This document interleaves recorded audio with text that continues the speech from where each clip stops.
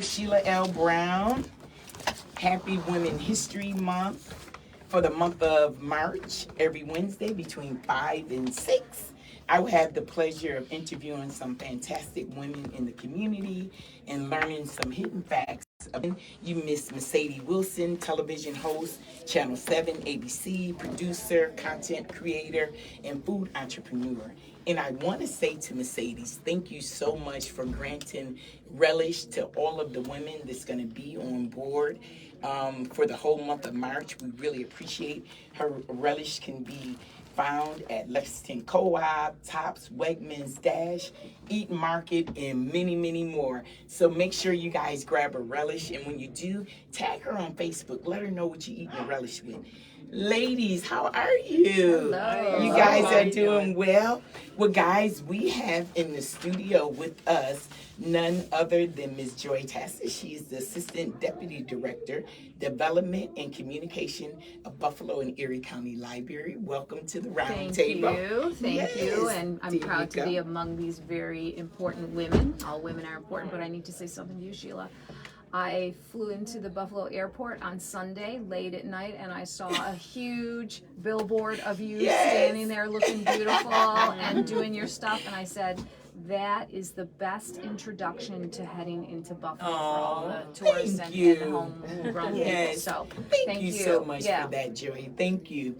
And we also have in the studio here Miss Kia. She is the Director in Community Engagement for Buffalo AKG Museum. Welcome. Thank you so much. How are you today? I'm doing well, thank you. And I agree with you. I'm so honored to be here. So humbled to be part of this conversation. I'm just glad that you guys are part of the round table. Oh, thank you. And we have my girl over here. She's always in my seat a few times a year, Miss Trina. She is the president and CEO of United Way of Erie County, Buffalo, and Erie. Welcome to the round table, ladies. Thank you for having me again. I appreciate it. Yes, I really appreciate you guys coming because today, you know, we're gonna talk about what do we see you guys in your nonprofit space.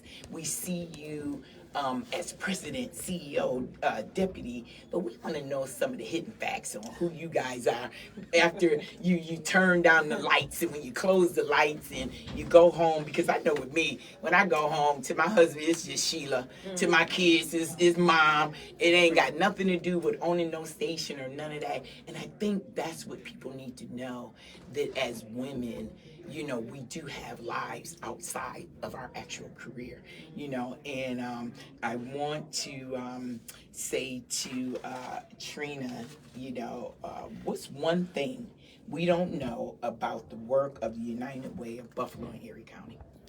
So, Sheila, thank you for the question. There's so many things, but I will choose this. People don't know that United Way is doing so many things to benefit the community, and most specifically the birth outcomes for Black and brown women. United Way just recently finished up a pilot, or we're finishing up a pilot, that provided doula care to women who are Medicaid eligible. And there's all kinds of studies about the importance of doulas, and you know, you think about the advocacy, not to mention the knowledge that they have that supports women on their childbirth journey. But there are also many studies that show that if there's a woman on the bedside of a woman, then the birth outcome will always be much better. And so through our relationships and our contacts, we were able to overcome so many barriers. And only recently did the governor sign an expanded Medicaid bill that now doulas can be paid for their services through Medicaid. You know, that is amazing. I did a bingo brunch a few years ago. It might have been right before COVID. And no, maybe it was right after COVID because we did have a mask. And I had a girl there, Shannon. She was a doula. Never heard of a doula before, didn't really understand, you know, what it was until she started educating, you know, us doing that procedure. And now I'm hearing about it all the time. My first lady at my church, the First Lady Valerie Bostic, she has became a doula, and she talks about the births that she gives and, you know, how healthy it has been for. I had no idea United Way did anything in that space. Yeah. That's why I was so happy you asked the question. Yes, I love that. That's why I'm so happy you asked the question. Yeah, Yes. you are the director of community engagement at AKG, which AKG has become the #1 museum that the city of Buffalo wants to go see, because you guys have pumped a lot of money into there. You know, what do you think the impact of your work will be in the next 1, 2, 3, maybe 10 years? That's a really great question. Thank you for asking. So, yes, we've invested in the building, the structure, to really make a lot of our collection more available to the public. But I think I would say that art, without getting too heady and saying it's dialectic, art only has meaning if there are people there to make meaning with and for the art. And so hopefully, in the next 1, 2, and so on, we will see more people from our city, from our county, and from our region in the museum, helping to make meaning of the art that's there, and helping drive the programming that we offer, and just enjoying the space. It's been an investment, but it doesn't mean anything if there are enough people there. That's good. Joy, I first had a chance to work with you and get in your space when you were at Shades many years ago. When I had dark hair. Us both. I just dye mine still. Wow, yeah, really long time ago. Yeah. Shay's early days. And Shay's interesting. early I don't know days. what you're going to ask me, but an interesting thing is, in today's media, we're learning about the Broadway shows that are coming to Shay's next season. They just announced it, and I was like, wow, I was part of those early days when we were just building the Broadway season. I think Shay's, like Albright, like the United Way, like the libraries, we are like the service industry, like wufo. Exactly. We are the service industry, and we all have something to offer to the community, and it is our hope that the community finds those things. And I think we all have these special jobs because we are compassionate, and our backgrounds and our education and our experiences make it easy for us to try to find the right thing to bring someone in. And we're not always, sitting at the library, we're not always successful. I see the blemishes every day. At Shay's, there were fun things happening, but not everybody could afford to come. Not everybody knew about it. Not everybody respected it.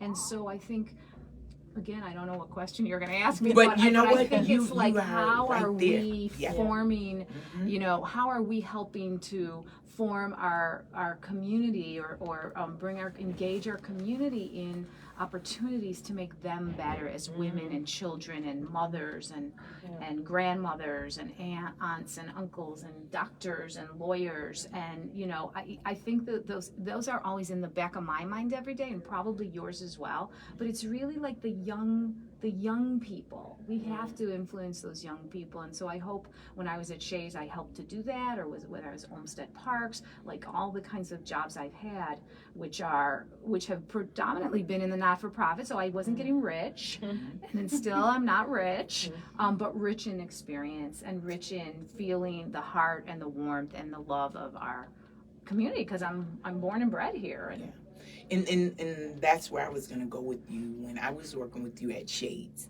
Some of the fruits that I see that Shades is doing now is when you were there in that office. We both were young in this industry. It was a crazy time, and I was trying to get you to have them spend money. They didn't really understand the power of really spending money on advertising, and where Shades is at now. That's part of you being in that seat and driving it, and it just took time for it to happen. So the same thing for the Buffalo Library. When you think of library, it's people still coming, ordering books. When I was little, I used to love to go to the library, have your library card. In the back of the book, you would mark to say how long you can keep the book. It's people still coming to the library. You got Kindle, you got so many things on your phone now. It's a different scene. The library's a different scene, just like Albright is different than it was 5 years ago, 10 years ago. The library we look at as more of a community center, but downtown, for example, is a place for people to go, many people to go that have no place else to go. Yeah. And that's what happens downtown. Yeah. Now, that doesn't mean that's what happens at the Meriwether Library, where there are meetings and community discussions and tabling and kids activities and teen activities and things like that. Each library is sort of a little niche in its own community, and there's 37 libraries in Erie County. So if you're, yes, people are still reading books, and they're reading them on their Kindles, and they're streaming, and we offer all that stuff, and it's all free. But we also offer tax assistance and learn how to use a computer and all those things that you need to be successful. So you grab other elements to add into the library. We have to. Yeah. Our partners are the United Way. Our partners are women's organizations. Our partners are technology organizations. We have to, or we wouldn't be around. Right. You know. No, that's good. Well, guys, thank you so much for giving us kind of like the cuff of what your day-to-day job is. We are sitting right in the middle of the D.L. Hughley show, so he does have commercials. So we got to go to a quick commercial break. But on the other side of the break, I just want to ask you guys, what do you like to cook? So we're going to talk about that. So when we come back, let's talk about that. All right. And to our Facebook audience, thank you guys so much for tuning in to us. Is there anything you guys would like to say to our Facebook audience there? Yes, just from the AKG, please come out to visit. We have the Before and After Again exhibition that was created in response to the May 14th tragedy. And as I said, that exhibition, like all of our art, doesn't have the meaning unless you're there to give it meaning. So please come out. And that part, I think it's part of our M&T gallery, which is always open. It's open to the public while we're open, and it's free. So please. And then enjoy a meal at Cornelia's. Wonderful. Well, for United Way, we're just finishing up. We're 10 days away from the end of our campaign, which allows us to do some of that work like I described for moms and babies. And so we would love it if the community would join us by going to marchtoamillion.org to contribute and help us do that work. Joy, anything Still time? you wanted to? Anything Yep. I didn't say yet. Still got time. Library cards are free. Libraries are free. You don't need a library card to get into the library. You can come in. You can use a free computer. You can use the free Wi-Fi. You can borrow a Chromebook. You can borrow a hotspot and take it home. You can borrow kids' sports equipment. Again, the 21st century is not the library we grew up with, and you can make a heck of a lot of noise in there. Yeah, so it's not music, no more the quiet library, right? We have music. Yeah, all you the have time laser live. printer, laser Laser cutters, printer, 3D laser printers. cutters. Oh, Yeah, yeah. I had no idea. Yeah, Yeah. I just remember getting shush. Shush, like you can't talk in the library. But Yeah. you also have to downtown come through a weapon detection system. Yeah. Oh, You know see, what I mean? that's So, good. so there are, security measures in Yeah. place. But Yeah. come, if you haven't been to the library, you haven't taken your family or whatever, come on down. It's 37 of them. Oh, yeah. That is fantastic. Well, to our audience, make sure you guys are tuning and sticking with us. And we are back on the second half of the Women Roundtable. I am your host, Sheila L. Brown, and I hope you had a chance to hear with these fantastic women that I have in the studio and to hear in their careers, what their career path is. But now we want to hear some hidden facts about them, and I kind of went into, what you like to cook. Miss Trina, what do you like to cook? Well, I'll go first because I'll be the fastest. Yes. Just in case anybody from my family is listening, I don't like to cook. Yes, you are like so me. I never met a takeout menu I don't like. Yes. I'm not sure I understand. Yeah, somebody said they're not sure they understand. And you know what? It's probably because your children are gone from the house. Is your kids still, they're all grown now? My youngest girl, who is an adult, is still in the house. Yeah. My husband is still there. And he only recently found out that the only reason I was cooking was because we had kids. Exactly right. And I said, somebody cares if your kids don't eat dinner. Nobody cares as much if your husband does. Exactly right. But, No, that's good. That's good. How about you, Kia? Oh my goodness. I've been cooking since I was 2. Okay. So I love to cook. Now, are you originally from Buffalo? I am originally from Buffalo. I grew up in Lackawanna and Eden, and I moved away. I joined the Army when I was 18. Okay. I was a Korean linguist and moved around a bit, and then I came back right before COVID. I can cook anything. If I go to a restaurant, I taste it, I can make it. And so I love to cook. I grew up making soul food, of course. My favorite dish, probably chicken and dumplings to make. Homemade dumplings. And then, but I love making Korean food, anything. If I like Yeah, I love to cook. You taste it. I have a taste. I can make taste it. it, yeah. I like it. I'm I like impressed. it. Joy. So I love to eat. Okay, love to eat. So you're a good foodie. I'm 100% Italian. And so I watch my dad make homemade pasta and homemade bread and all those kinds of things. I must admit that being a working person and having children, and I still have an adult child living at home, that I'm exhausted. I'm exhausted. And so when I cook, it's generally on a Sunday, and it might be a substantial, but it's nothing special. It might be salmon on the grill or something like that. And then I feel I have the right to take a couple weeks and not do a thing, and ladies. Kenny Brown. Kenny Brown. That's okay, right? That's okay. And I've gotten to the point where I've said, you know what? My son, 25-year-old, living at home, working full time and everything. David, sometimes you need to contribute to this scenario, and it's okay. It's okay, and I'm happy with the whole thing. That's good. That's good. So as girls growing up, you had your little friends on your street, and as a car would pass by, you would be like, "I'm gonna have that car," or "I'm gonna have this job," or as you go back and embrace your childhood happiness, do you see anything that you said that you were gonna do at that time as a child that you have fulfilled in your career or in your passion? Have you done any of that? Well, so when growing up, I loved the Cosby Show, and I so wanted to be Claire Huxtable. I just really wanted to be Claire Huxtable. Yes. So when I became a banker, I was like, oh, I get to dress like Claire Huxtable, but I'm still not Claire Huxtable. But what's interesting is my family always thought I would be a lawyer because I never liked no, and I always, but why? And so now when I think about it, really being the CEO of United Way, I'm advocating for people the way a lawyer would. Yeah, that's right. So I'm still not Claire Huxtable. But you're an advocate. Yeah. But I'm an advocate. It's just friends exactly. for lawyer. Very, oh, see? See? There you go. Because justifying that your dreams. I had the same one. So, Kia, what about you? I was going to say, she saw my answer, really. That's okay. There's enough Claire Huxtable to go around. Exactly. Really, I think to be an advocate, if I'm really honest, when I was a child, I probably wasn't the nicest child. And I remember thinking I wanted to be nice when I grew up. And I feel like my prayer was answered and God made me kind and able to give and to serve in a way that I think exceeds even what my little child mind could imagine. So I think I get to be nice and kind and loving, like as my job, which is really more than I could have ever hoped for. That's good. That's good. It sounds kind of self-serving, but it's the truth. But that's good. Yeah. What about you, Joy? Anything that you can embrace from your I childhood? kind of fell into things. Like somebody said to me, you speak well, you should do the announcements in school. So I did the PA announcements. And then I was like, okay, what should I go to college for? Okay, how about broadcasting, journalism, speech? So I kind of fell into everything. And I think that the reason I got jobs, because I did work at WYRK Radio when I was in my early 20s. And I was one of a few women that got hired to work in radio at the time, getting like minimum wage plus 4 cents an hour. But it was okay because that's what I went to school for.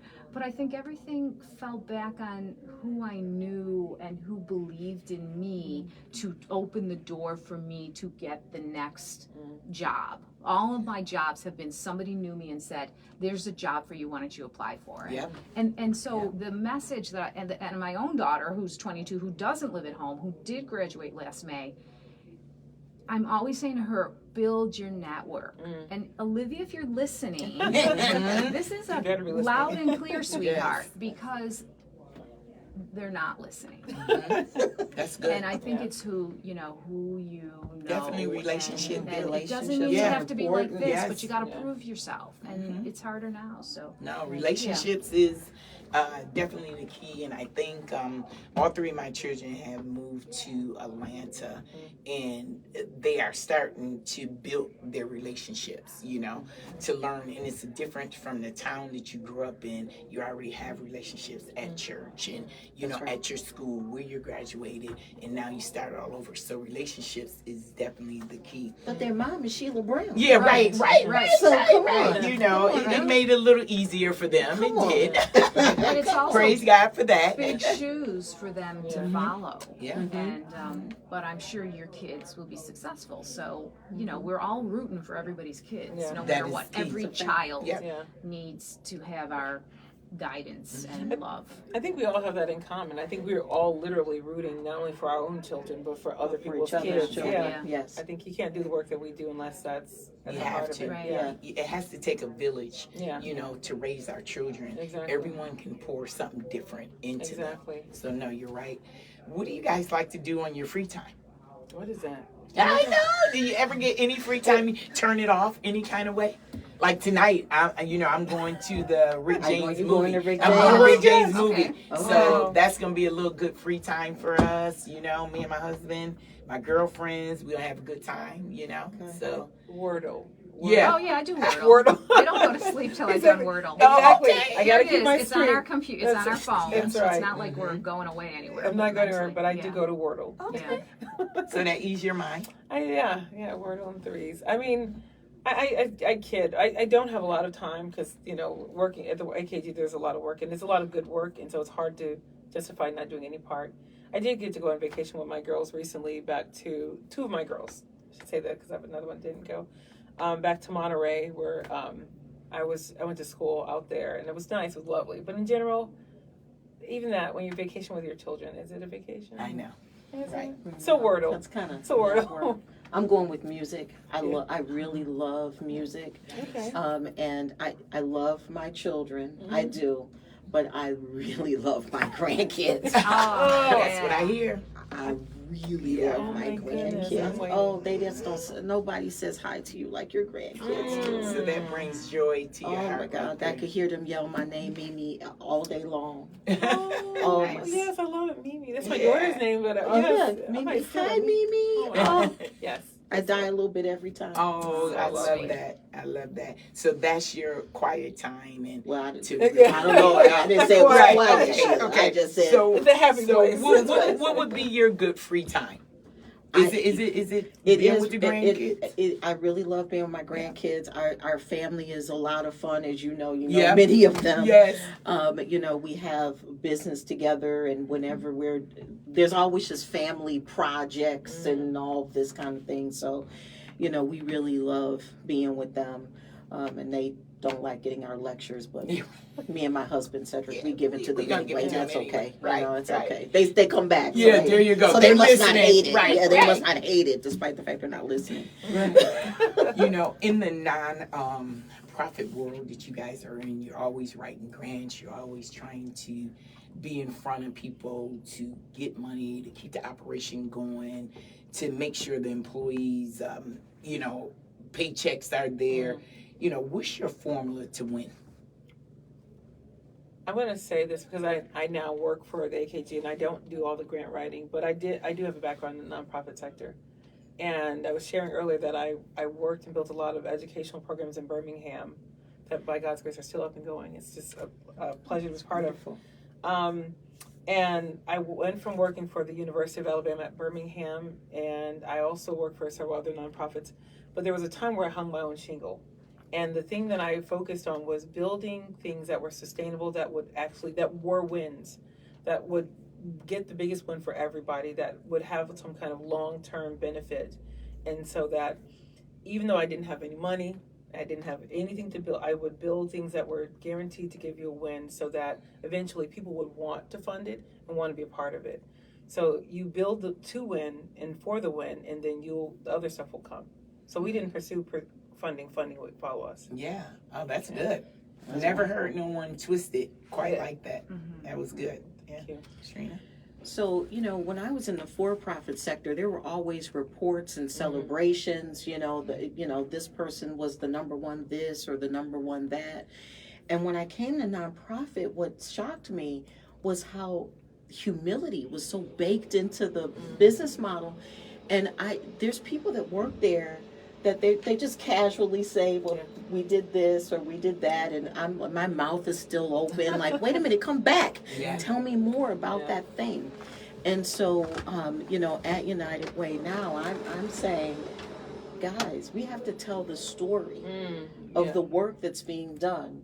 not so that, you know, you can get the award and the attaboy and be the number one of this or that, but more importantly, so that the community knows when to dial us up so that we can help the community. And if we're doing that, I believe if we do all the right things for the right reasons, for the right people, similar to what you said, I think the funding comes. Yeah, and I think for women, this, let me interrupt. We tend to be very much, we're givers, and we don't toot our own horn, and we don't tell our story. Right. And so that was one of my things in the nonprofit. I didn't, and I just focused on the work, and thank God people were watching, you know. Yeah, you have to tell. Yeah. You know, right? You have to gotta tell it. You have to tell it. You know, God will bless us openly, where others will see the work. But I think we have to, as women, we have to learn how to tell our story. Yeah. And it is very hard. It's hard for me to always, someone else is always telling it. It's hard for me to really toot my own horn. So I get it. Joy? You know, I've, throughout my career, worked with a lot of men, and they don't toot our horns. Like, they would not toot our, in fact, I just listened to something in the last week where there was a meeting I was unable to attend, and they were talking about something that I learned from something else, but they never mentioned that I was the one that got that information. And that, like, a little piece of me sort of broke. I was like, why don't you just say Joy got it? Joy brought back that info. And then I looked at the source of the person that was saying it, and I realized, okay, maybe they're just not that kind of person to acknowledge the expertise or the information from someone else. And they're always want to be the one that to wear the top hat. And that's life, whatever, but that's fine.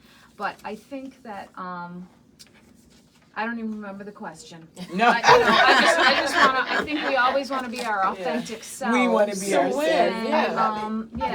And that's, you know, that's how we all win. And sometimes you don't win with funding. Sometimes it's not there, and sometimes there's COVID, and sometimes the well is dry. But that doesn't mean you don't go back, and you might have a different message, a better story, or. Well, guys, thank you so much for being part of the Women Roundtable. You know, time went so quick. We got to bring you guys back. There's so many more questions I wanted to ask you, but thank you for being so candid and answering the questions on what it is when you turn off the lights and you're not behind your desk anymore at work. You know, I did have a chance to have on my panel on the second half. You know, I had Miss Kia from Buffalo AKG. She is the Director of Community Engagement. I had Joy. She is Assistant Deputy Director, Development and Communication of Buffalo and Erie County Library. And I had Miss Trina. She is the President and CEO of United Way. And I say to all of the ladies, Cicely Tyson once said, the path that you are on was designed for you and you alone. And you guys are on an amazing path right now. So kudos to you. Continue to let our audience know exactly what you're doing in the nonprofit world. So to Miss Sadie Wilson, I say thank you for the sample jars of the relish, which can be found in Lexington Co-op, Tops, Wegman, Dash, and everywhere else, pretty much in the supermarkets between Eaton, that you can find her relish. Guys, please enjoy her relish tonight. We are sitting in the middle of the D.L. Hughley show. We're going back. And I say to the audience, whatever you do, stay in God's hands. Thank you so much. Oh my gosh, Facebook, thank you. Yes. Thank you, everybody. Good night.